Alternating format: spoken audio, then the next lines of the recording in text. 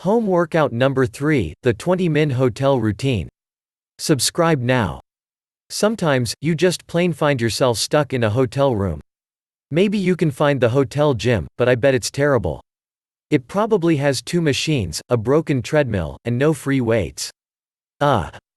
Instead, how about a 20-min workout you can do in the room itself? Utilize the furniture to its full potential. Level 1. Bodyweight squats, 20 reps. Incline push-ups, 15 reps, feet on the floor, hands on edge of bed or desk. Leave a comment so I can respond to anyone who needs help on losing weight. 1 arm luggage rows, 10 reps each arm, use your suitcase as your weight. Reverse crunches, 10 reps. Click link in description to learn about getting fit. Level 2. Overhead squats, 25 reps. Push-ups, 20 reps.